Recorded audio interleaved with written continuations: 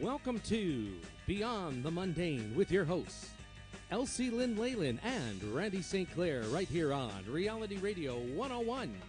To contact the ladies right now, dial 905-725-1907. Toll free in North America, 1-866-905-7325. Worldwide, 1-866-656-5477. Email the ladies right now, realityradio101 at yahoo.com.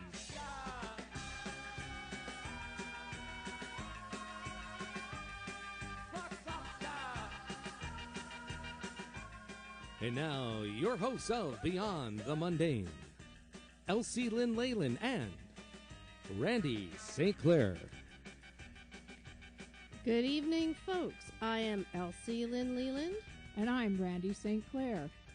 And this is Beyond the Mundane. Everything you wanted to know about everything that you would do that isn't anything to do with work. We are over the wall, through the wall, and under the wall. So the first thing I want to get over is some advertising. Blessed be to all of those that have advertised with us already in our premiere show. For the first half of the show, it's brought to you by Freya Metaphysical Enterprises Incorporated. Freya, spelled F-R-E-Y-A. The newest permanent psychic booth at the Curtis Flea Market, 1696 Bloor Street, Curtis, Ontario. Building 1 at the Bloor Street entrance, Unit 106 and 107, just inside the door. Open Saturdays and Sundays, 9 to 4:30 p.m. Come see us October 26th and 27th to celebrate Halloween. We are shelling out for the little kids. There are several psychics available every day to choose from. Readings are $20 for 15 minutes. We also have awesome spirit artwork for sale. Starting November, there will be a drop-in guided meditation every Saturday morning, 9:30 a.m. to 10:30 a.m. for $5. Also, there are workshops through November every Saturday morning, 10:30 a.m. to 12:30. November 2nd, Broomstick 101, $12. How to clear your house of ghosts with a broom. Bring your own broom. November 9th, Vibrational Foods, $25. How to enhance and balance your vibration using food. Want to know how to speed your metabolism and have more energy? Come on down. November 16th and Part 2, November 26th, Paranormal Investigations with Robin Bellamy, $45. Well, you're going to hear Robin tonight. So what you hear tonight is a sample of what you would get in the workshop. In the first part of the workshop, explaining paranormal investigations, how to start your own group. On the second, tools of the trade, how to set up investigations, gather historical data, and become an expert. And finally, November 30th, Celtic Witchcraft, $25. Diane Hogan, a wonderful spirit artist, explains the rite of Celtic witchcraft, and each person gets to take home their own handcrafted Celtic witch card. To find out more, go to freyametaphysical.com or email them at freyametaphysical@gmail.com. You can find details at Beyond the Mundane Radio on Facebook or Freya Metaphysical Enterprises, Inc. on Facebook. All of November is Oasis Animal Rescue Month. $2 from every psychic reading at Freya goes toward Oasis Animal Rescue, the no-kill, no-cage shelter for animals in Oshawa. Thank you very much, Freya Metaphysical. Okay, now let's get started. So, Els, what's this show all about anyways?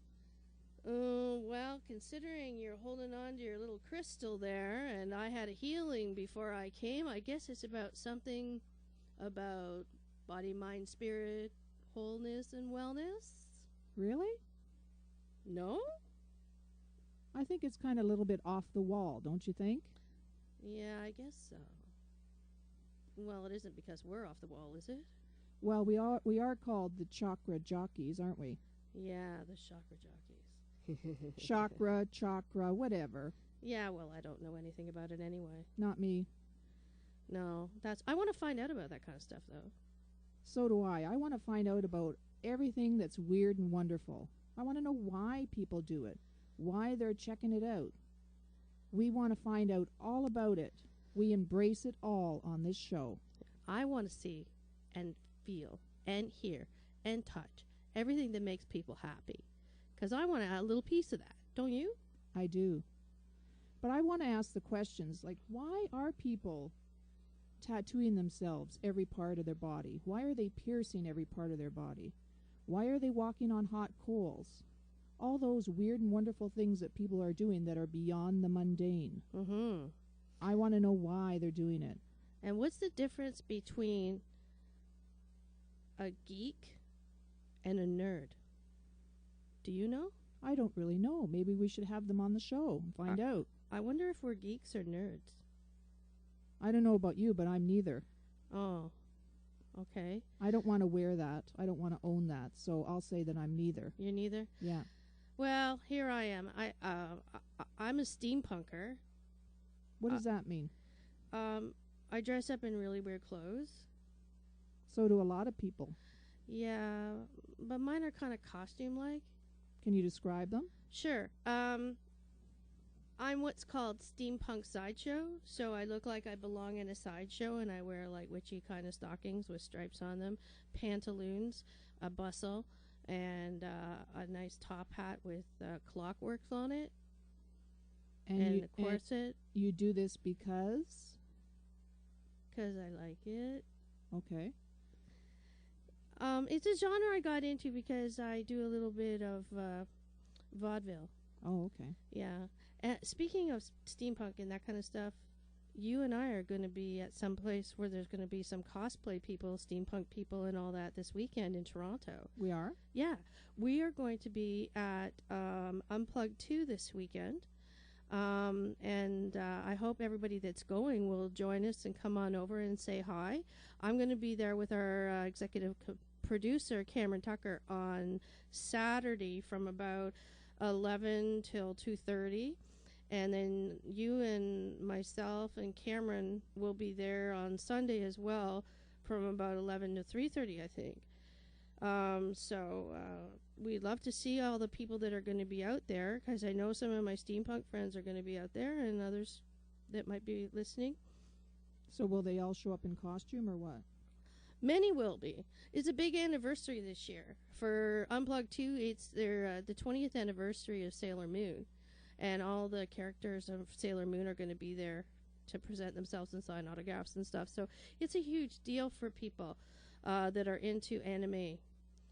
So there'll be a lot of people dressed up in costumes, so you'll giggle a lot. That's going to be cool to see for sure. Yeah. And ladies, you do have your guest is on the line. Oh, awesome. Do you want to speak to her? Yes. So we have an amazing guest tonight. We have Robin Bellamy on tonight.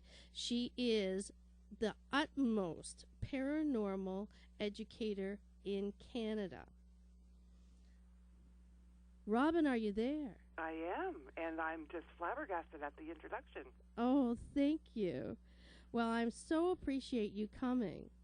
I'm so fortunate that in the past I've gotten to work with Robin many times. We were involved together in a psychic group a psychic paranormal group for a long time, and she was one of the key players and directors of the group for a very long time. And because it's close to Halloween, what better first interview than with Robin? Robin is a unique human being.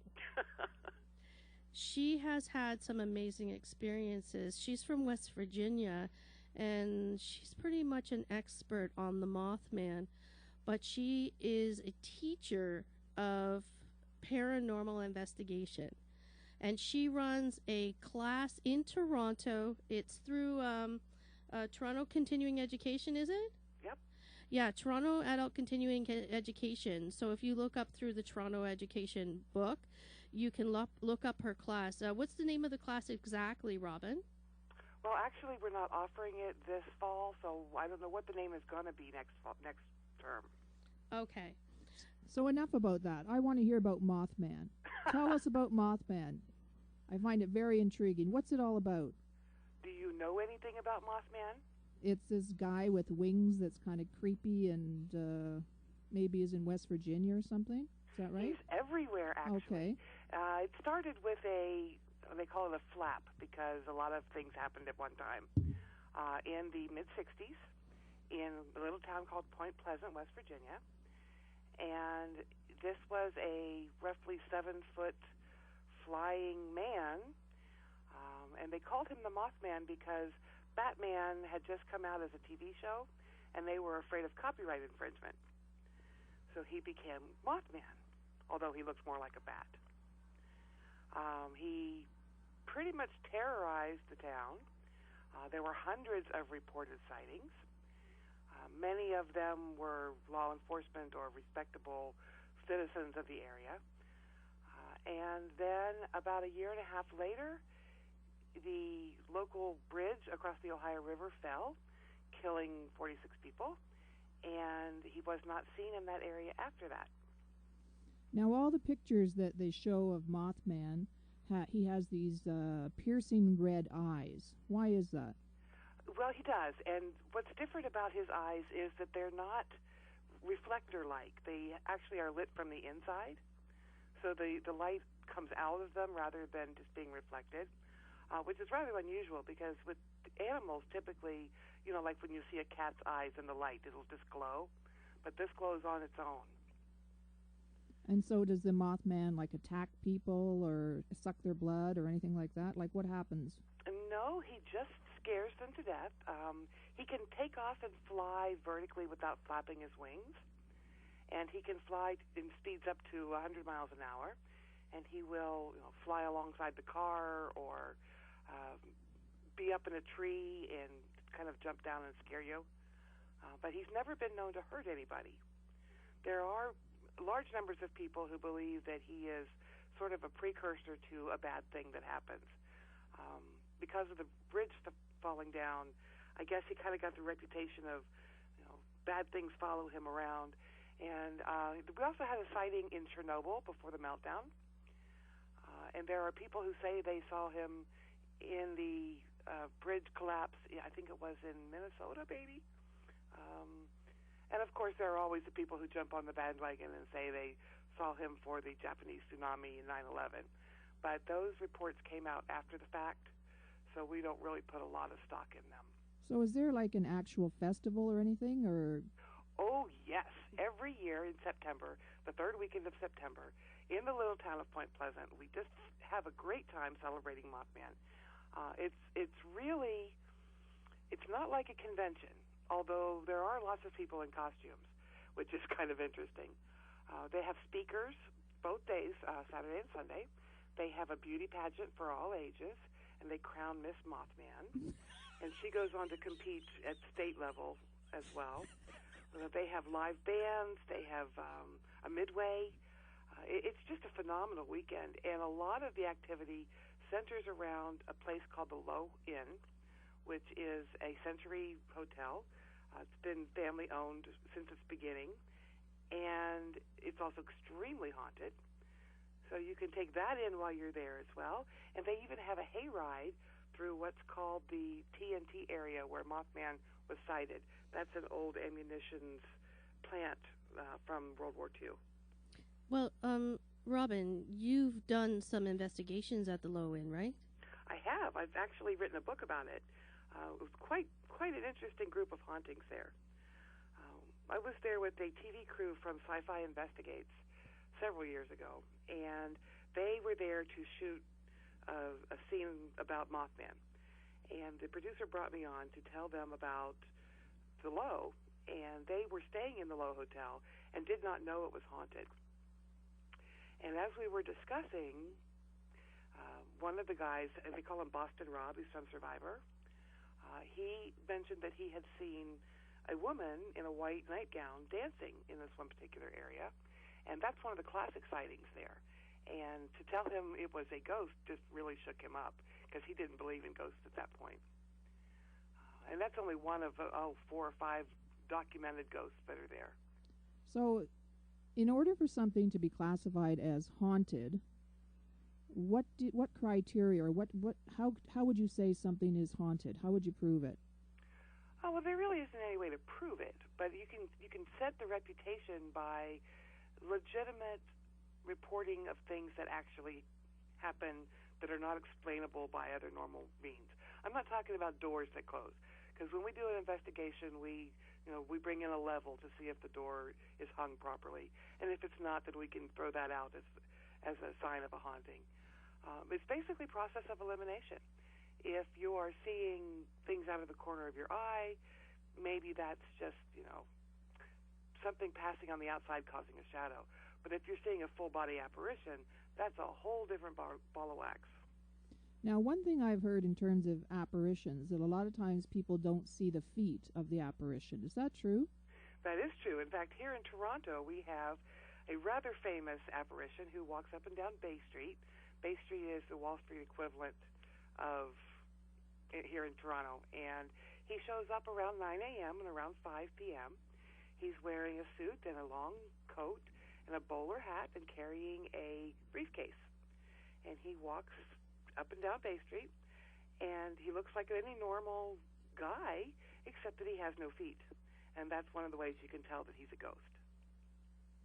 So you've done a lot of research about these kind of creepy things, right? I have. I've been doing this for, about 10 years. So can you maybe tell people who are listening some of your more memorable or creepier stories? Well, actually, my favorite story is out of the Low Hotel. I was there for a Mothman festival and came up to my suite, and there was a man standing there. And he was dressed as a riverboat captain. And, people were in costume for that festival, so I really didn't think anything of it. So you said, come on in? I'm sorry? He was in your room, so you said, come on in? Well, he was in my room, and I said, what are you doing here? But I thought maybe somebody from the hotel had set me up, because they're quite fun down there. And he said he was waiting on a boat. And I said, where? And he was showing me the river, and they have an amphitheater down there, so it's not a boat dock. And I said, well, when is it supposed to come? And he said 9 o'clock. And I said, well, who are you? And he said his name was Captain Jim. And that's when I realized that he was standing behind the arm of a chair, but there wasn't any parts of him below the arm of that chair. He had no legs. So I thought, I got to get a picture of this, because, when you see a ghost in your hotel room, that's the first thing you think of, right? So I turned around. I would think, get out of my just hotel to grab room. my camera, and when I turned back around, he was gone. So I thought, okay, I've been out in the sun just a little too long today, and I went downstairs to talk to the owner, have a cup of coffee, told her what was going on, and there were several people in the lobby.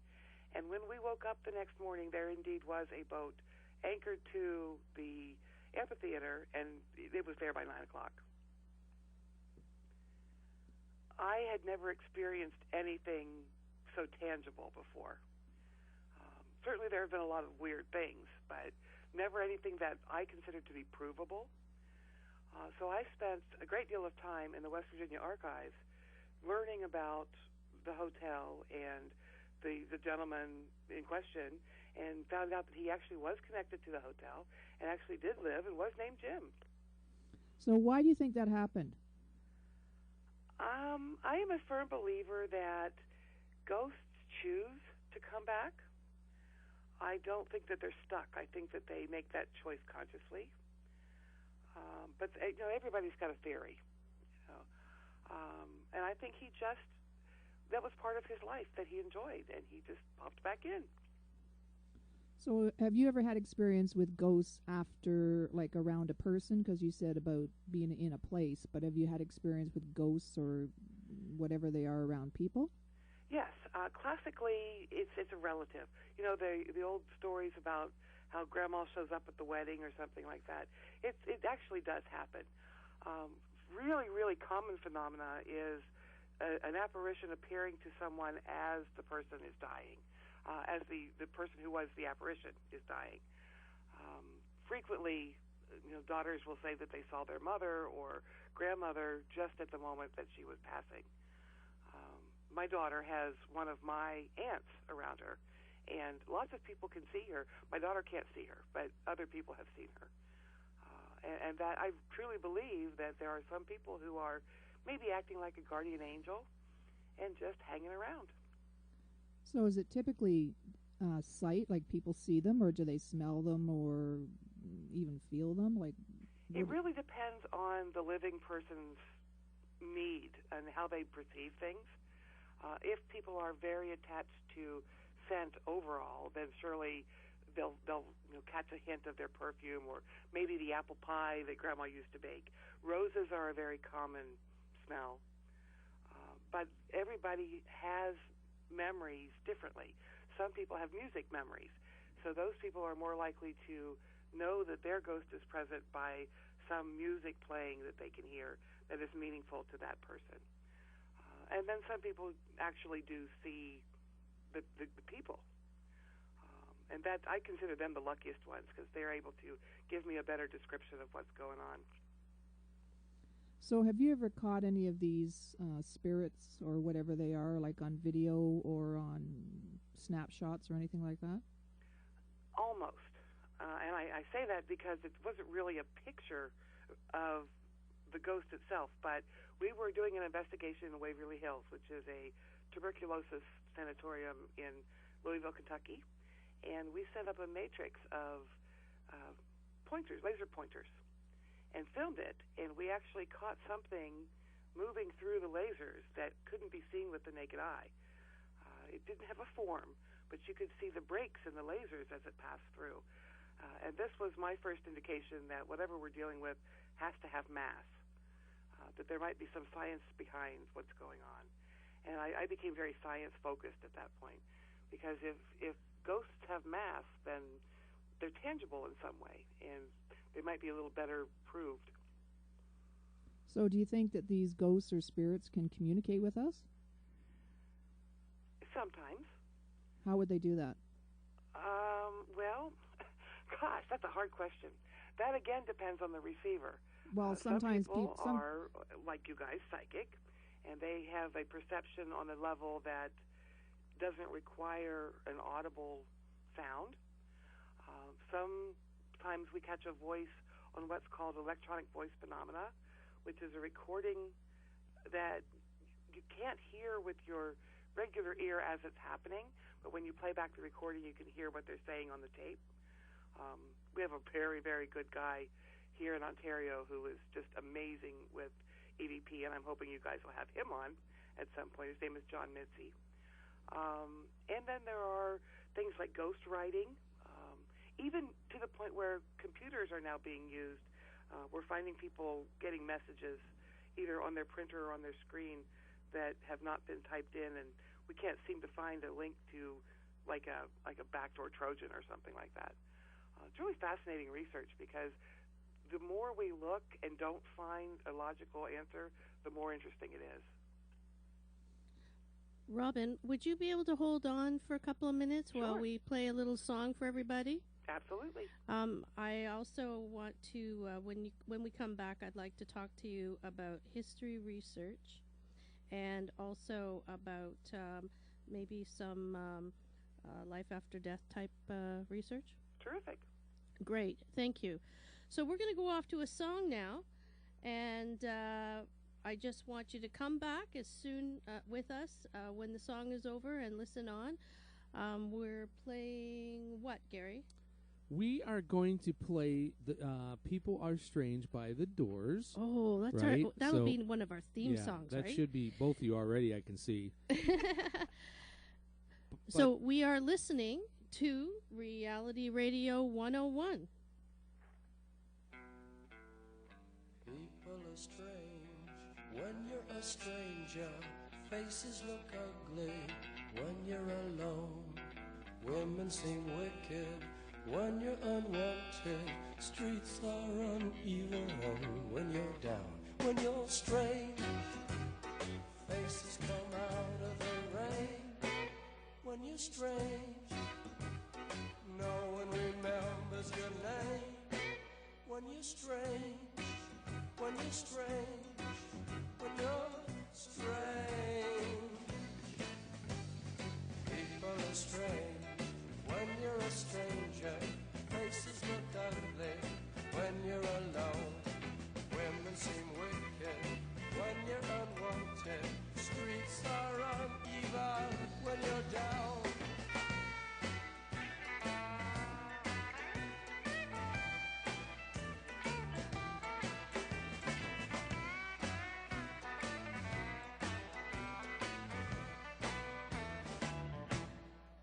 When you're strange, faces come out of the rain. When you're strange, no one remembers your name. When you're strange, when you're strange, when you're strange. All right, yeah.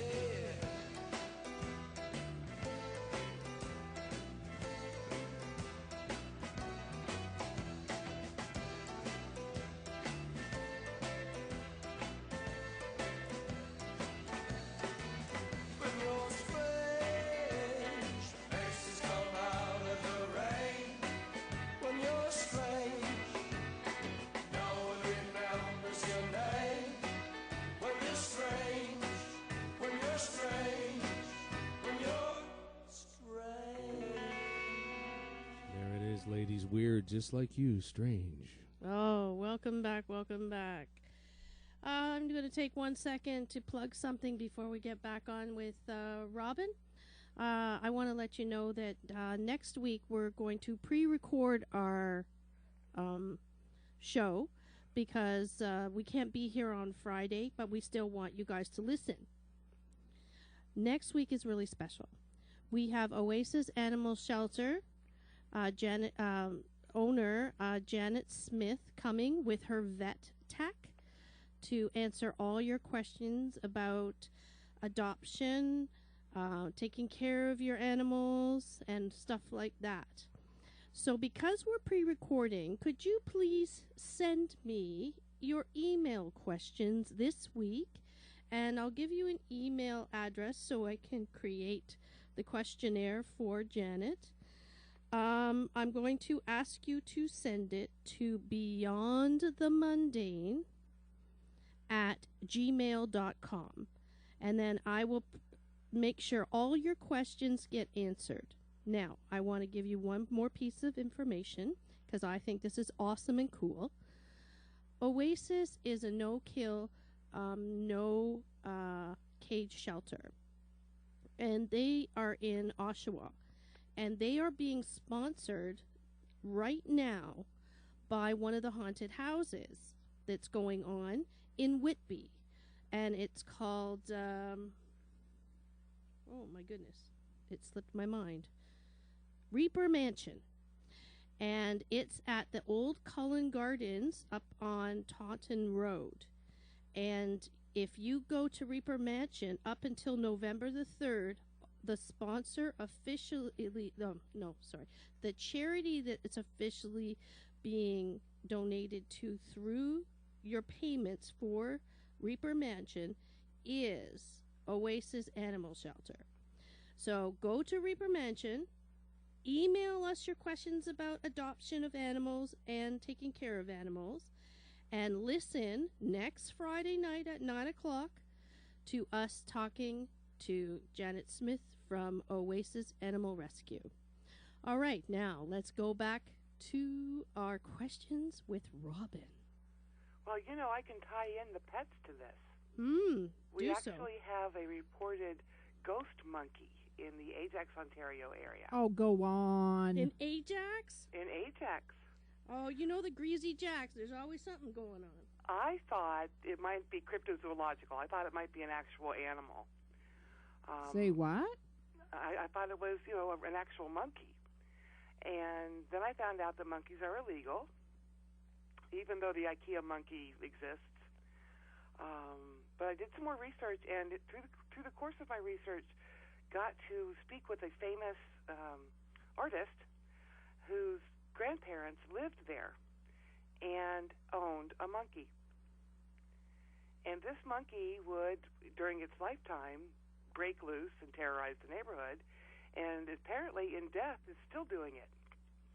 No way. The description of the behavior and what the monkey looks like is the exact match to this monkey from the 50s. So on Halloween night, if folks in Ajax want to go monkey watching, where would they go? It's down at a place called, I think it's called Pickering Beach or Ajax Beach. Really? Yep. It used to be a really big resort kind of area for people in Toronto who had some wealth. And it's a beautiful neighborhood. It's right on the beach, and they have a park down there. And you're likely to see our little monkey friend down in the park. Ooh. Okay, so now you know where you're going on Halloween, right, everybody? So, Robin, I want to ask you about life after death research. Okay. Because I have heard that you have been taking part in some of this research. Am I right? I am involved in all sorts of things. I'm not sure which one you're talking about specifically. Talking about the life after death experience when people die and come back. When like the process of it? Yeah. Oh yeah. It in my research, the most likely time for repeat consciousness after death is about 3 days after the actual death. Now there are some who claim the whole white light experience, but that seems to be neurological because it happens to pretty much everybody in the same way. Mm-hmm. But 3 days afterward, you start seeing manifestations here and there. And also, there is a lot of research being done on past lives. And I find this particularly interesting because that's provable. You can go and find the information to back up what's being claimed. There's a really young boy, I guess about 10 years ago, who was able to talk about the bombing in Hawaii during World War II. Well, at the beginning of World War II. And he was able to give great detail, including people's names, and there was no way he could possibly have known these things. And to me, that was a clear indication that consciousness survives. In addition, I spent the last weekend, at a conference in Bedford, Pennsylvania, and I got to speak with a theoretical neurophysicist who he thinks he's found the biological basis of consciousness. I don't have a PhD in physics, so it's a little bit out of my league, but it has something to do with molecules and the way they're formed, and it's just fascinating research because it combines science with the paranormal, and that's my passion. I love seeing the proof come to light. Wow, that's amazing. So, it was an amazing conference. There were all kinds of people there. I was actually the least educated of the crew. Everybody else had PhDs and master's degrees. It was largely about an idea called ghost excavation, where they use the historical research to encourage whatever's there to interact with them based on behaving as they would have at the time.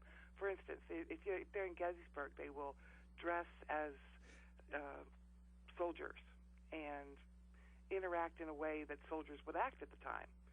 And they believe that this would encourage whatever ghost soldiers were there to be more active. That's a lot of John Sable's research, it is, right? John Sable, the ghost excavator. Yeah, he's a great guy. Even in my own experiences, here I'm going to give away a tiny little bit of who I am, because you're going to look me up on the internet anyway. I'm a paranormal investigator, and I'm a medium, and I've spent most of my life as a medium, and that's how Robin and I have worked together in the past. But I found that when I do paranormal investigations, if I want to get spirit to get enthralled. I just sing songs from the time or talk about what was going on at the time, and they love to gossip. It forms a real bond and connection, I think. Yeah, I remember out at the N-Wave having a conversation with somebody, and they were getting argumentative, and we were sitting in the seats of the audience, and they were sitting in the seats in the audience. I was standing on the stage, and John Mitzi was doing the EVP recordings at the time, and one of the people that was the lead investigator was sitting in there and talk about, oh, no, Mackenzie didn't do this, Mackenzie didn't do that. And I said, well, Spirit's telling me that Mackenzie used to go to the hookers and dress up like women. and he goes, no, I've never read anything like that, And so when he went back into historical research, he started to find some things that might have proven that I was correct, that the Spirit was telling me something correct. And I thought that was amazing, because that was my first chance to learn about how we can use these investigations with historical data to start to quantify and qualify what we're doing. Absolutely. That's what I want to get to you next, is because for me, what you do when you lead an investigation for us is two things. You organize us, like, to the hilt. And then and I'm a rough boss, too. Yeah. Unless there's chocolate. Oh, yeah, I could be bought with chocolate. But the next thing I wanted you to explain to people is how important historical referencing and historical investigation is. Because I took your class that taught us how to research at the Toronto Reference Library, and it was like the most amazing thing I had ever learned. And I'd like you to just touch on that a little bit, because I think people have to understand, when paranormal researchers are doing their work, this is academic. This isn't absolutely. Some game. This is no ghost hunting TV show. This is the real thing. Like, you want data, you want to make sure it's archived and all that kind of stuff. So can you explain the process you go through when you're doing this type of research? Well, there's a great deal of academic research that should go into a good investigation. Everything from the geology, what kind of rock is underneath the property, because if it's built on limestone, that can explain certain sounds that are filtered up through the basement. We research what is around and what has been around, old waterways that have been filled in. My apartment building actually is built over an old waterway that was filled in. We research the cell towers, the radio towers, how close you are to the subway. One of my favorite cases was a woman who had glassware that was moving, and she just couldn't understand it, and she was very frustrated. And we went to her house and discovered she was not far from the underground subway through Toronto. And, of course, the vibration was causing this to happen. It wasn't anything paranormal. It was purely physics. And that was a way to peel off a layer and see that there probably wasn't anything major there. My favorite thing to use historical research for is to profile the ghosts. It's kind of like Criminal Minds. You look at the behavior that the witness is reporting, and then you go and see who is attached to the house through census records or city directories, or even the land titles and things like that, and match the behavior of the ghost to one of the behaviors of the people who live there.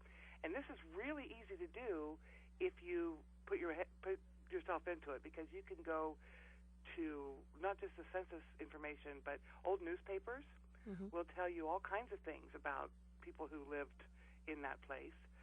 It'll tell you things like fires and car wrecks and whatever else happened around it. So if you've got a ghost that is behaving in a certain way, it may be fairly easy to tie it to somebody who was living who also behaved that way. And that narrows down who might be haunting quite quickly. So you're actually a forensic ghost profiler at that point. Exactly. Oh I my actually gosh, that's so do cool. a lot of forensics, back to the moving things. When I do an investigation on objects that are moving, I will fingerprint everybody in the house and then clean the object of all fingerprints and come back to it after it's been moved and see if there are any fingerprints on it. Oh, you smarty pants. It's one of the things that I always get laughter about, I carry bubbles in my kit. And people have asked me if I do that just for fun, but here in Toronto we have a lot of places that have radiator heat. And if you put a little bit of, the bubbles that the kids play with on the radiator and it bubbles up, you know that you have a radiator that's leaking. And radiators that leak cause a lot of sounds and various other things, and that's one way you can rule out what's happening. So there are a lot of forensic techniques that can be applied to research. And the word forensic actually means, well, not literally, but it's about research that proves a point to a jury of sorts. So basically, when we're using forensics in the paranormal, we're showing the skeptics, how this is possible. And they're a tough crowd. I remember. This is going way back, but I know you and I have talked about this and laughed about it a lot. Do you remember that time I got this email and someone wanted me to fly to the Netherlands to investigate their toilet? Yes. Yes, you gotta come right now. Too.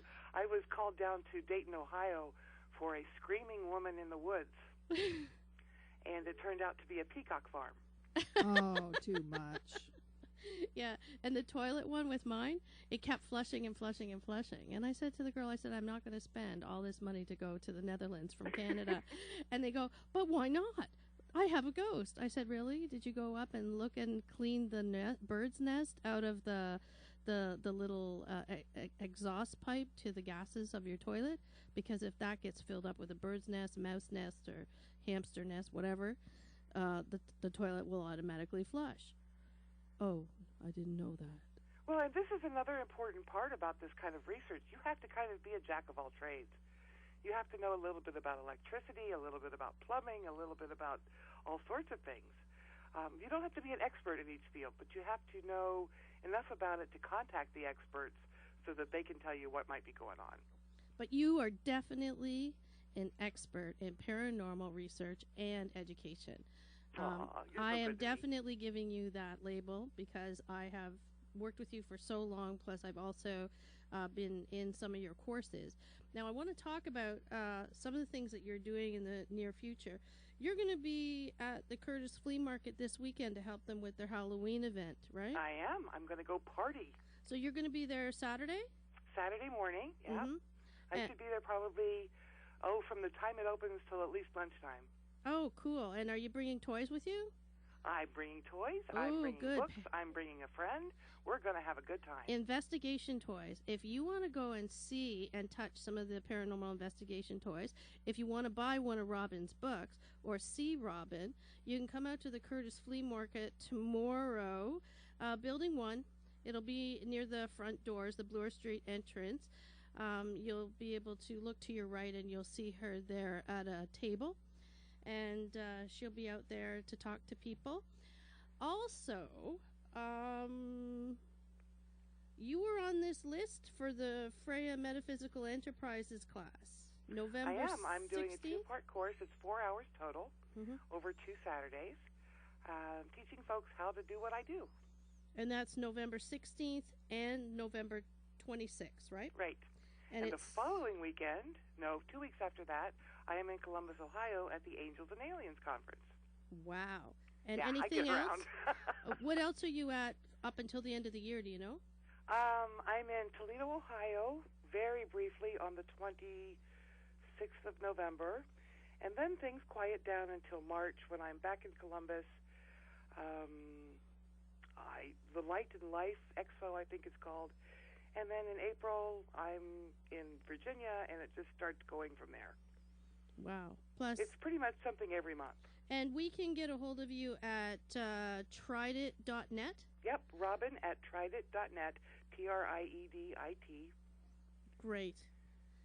Well, that's wonderful. Thank you so much. Do you have any other questions? Yeah, so what are you going to have at the flea market tomorrow for people to see?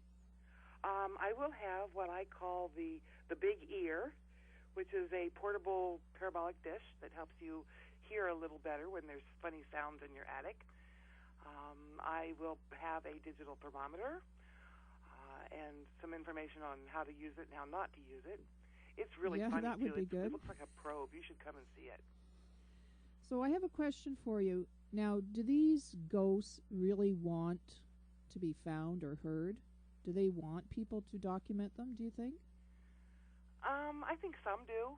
I think some are looking for validation. I think others don't even care. We have something called a historical repeater, which is a ghost that just does the same thing over and over and over. Typically, Fort York, for instance, has soldiers that march up and down, and that's all that they do. They don't interact with anybody. So I think it's just a matter of what their goals are. You know, do they want to just relive something, or do they want some recognition? Do you find also that people will report seeing ghosts or spirits regardless of what their religious faith is or their belief in ghosts? Yes. The only exception to that is some people believe that ghosts and demons are the same thing. I don't personally believe that they are, because I consider demons to be a spiritual thing. There are also some people who will explain ghosts away as angels. So there's some belief system that comes into play, but I can't think of any culture that does not have ghost reports. I was intrigued about you saying that you found that spirits or when somebody dies will come back after 3 days. Mm-hmm. Why do you think it's 3 days in your experience? Well, I have two thoughts on that. My go-to response is generally that it takes biologically that long for consciousness to regroup. And certainly after speaking with this doctor last weekend, I'm definitely reconsidering how that might work. But I also think that there's some level of grief time that they allow people before they make an appearance. And 3 days is generally how long it takes to come out of the shock of a loss. And you know, that's just my psychiatric theory. Now, when you go and do an investigation, you have a lot of people on your team, right? Only what I need. If it's a large place, then I have a large team. But if it's not a large place, then I have only the bare bones necessities. And what would that be? Well, there has to be somebody to do interviews. I am really terrible at interviews. I'm way too blunt. So we have somebody that's really, really good at that. Her name is Terry, and she can get information that the subject doesn't even know they possess. I take a technical person, and usually that's John, who knows how to work the equipment and how to fix it if it breaks, and is willing to listen to the hours and hours and hours of recorded material to see if there's anything on there. I sometimes use a psychic. It depends on the situation. I like to have my psychic not know in advance what's going on, so that I can compare what she's getting to what we're finding. And I try to basically just stay out of the way. I will take lots of pictures and keep everybody calm and keep the coffee flowing. Okay, now if somebody in Ontario, for instance, felt that they had ghosts and it was bothering them, what could they do about it? Who could they contact? Well, it depends on what they want. Now, personally, I don't think anybody should get rid of their ghosts. However, if it really is a problem, certainly the Spiritualist Church of Canada is your go-to group. And they're fair. They're not going to charge you $500. Can you believe people are charging hundreds of dollars for clearing a house? That's crazy. There are much better ways to do that. So around the world, are there all kinds of paranormal investigation groups, and people just like go on the internet and put that down to try and find? Well, you have to be careful, because most of the groups are ghost hunters. They're thrill seekers looking for a good scare. So my advice would be to discern what their goals are. If it's a social group and you're not feeling social, that might not be the group for you. Is there anything you want to end with tonight, Robin? Oh, let's see. Come see us at Cordis. Mm-hmm. And email me if you have questions. So that's Robin at tridit.net. TRIEDIT.net. Thank you so much for your time tonight, Robin. You are very welcome. Anytime. You have made our premiere night a blast. Well, congratulations on this new endeavor, and it's very exciting. So, Randi, do you think she took us over the wall? Yeah, I think she did. Over the wall! You got over the wall, Robin! That's my goal. Yes! Over the wall! So much so I want to see what's on the other side. So, Robin, yes? I want you to come back. Anytime. Because here's another surprise. Robin is a certified genealogist. So next time, I want her to come on and talk to us about genealogy research. My entire life revolves around dead people. I am really excited. Thank you so much. Have a great night, Robin. Thank you. You too. Wish you all the best. Well, I am pumped. Our first show, and we're almost over, and we got to talk to Robin Bellamy. And you had some people writing in saying, oh, we wanted to call in. Yeah. But I wrote back to those folks and this gentleman, and I said, write in, please. Write in your question. We can do that on the air then. Well, I don't know about you, but I'd like to have Robin back to talk about all these creepy things again. Yeah, I think we will. If you guys want Robin to come back to talk about paranormal, send us emails. Okay? And we will make sure she comes back, because I think there's a lot more to ask. So ask us a lot of questions, and we'll talk to Robin about it, and then we'll set up the show so she knows exactly what you want to hear about, and we'll have her on again. And we'll make her so you guys can call in. We had an issue because we asked Robin, and because she's doing so much right now because it's a Halloween season, we had to get her to call in, so it tied up our lines. So I appreciate everybody that tried to call in, and I thank you very much for taking the time to call in, and we promise that we will address this again very soon.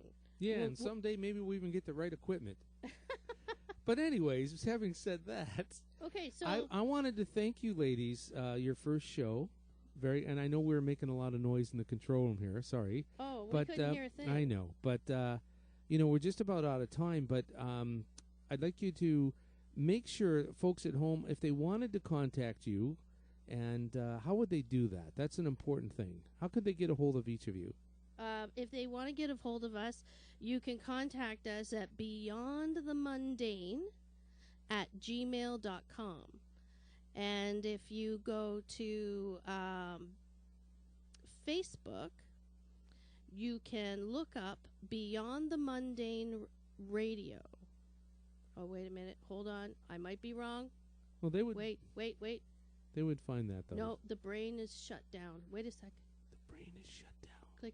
That's a dangerous All right, thing. so scrap that email thing. It's beyondthemundaneradio@gmail.com. Nice. And we are Beyond the Mundane Radio on Facebook. And I'll tell you something. We've had a good response already, so we would love more likes on our Facebook page. So if you could go on Beyond the Mundane Radio and friend us on Facebook and like us on Facebook, we would really appreciate it. And you can send us emails to beyondthemundaneradio@gmail.com. Now, you're sure about that, eh? Yes, I am. Okay, good. Sorry, brain fart. Didn't mean it. Can we do our last ad? Go ahead, yeah. All right. Well, the music is starting to play. We'll advertise our closer. This half of the show was brought to you by Motivated Motion, located at the Curtis Flea Market, booth 108, in Building 1, near the Bloor Street entrance, 1696 Bloor Street, Curtis, Ontario. Motivated Motion is an ethereal bonanza created by Lynn Tucker. It starts with her handmade silver and copper wire wrapped pendants, rings, and earrings from wonderful spiritual crystals and travels to her famous needle-felted miniature sculptures and hand-felted altar cloths. In between the menagerie of sterling silver charms and jewelry, ritual altar supplies, crystals and gems, Himalayan salt crystals, custom-made incense, books, and gifts, known to be the best prices around. Her vision is to serve customers who are healers, spiritual workers, and those who enjoy the presence of angels. She is well educated in the faith and religion, and a medium and an author and a guest podium medium at the spiritualist community of Lilydale, New York. Come in and mention Beyond the Mundane, and we will pay your HST for you. Found on Facebook as Motivated Motion Gallery. On the net, motivatedmotion.com. All right, ladies. Well, thank you very much. We really appreciate you, and we look forward to future shows. And, Randi, you were a little bit quiet tonight. Do you have anything to say before we go out? We want to hear from you and we want to hear what you think of the show and what you'd like us to talk about on our next show. So please contact us on our email or Facebook. We want to hear from you. Beautiful. Yeah, and thanks, Gary. You're welcome. Thank you, Cameron Tucker, our executive producer. All right, folks. Thank you very much.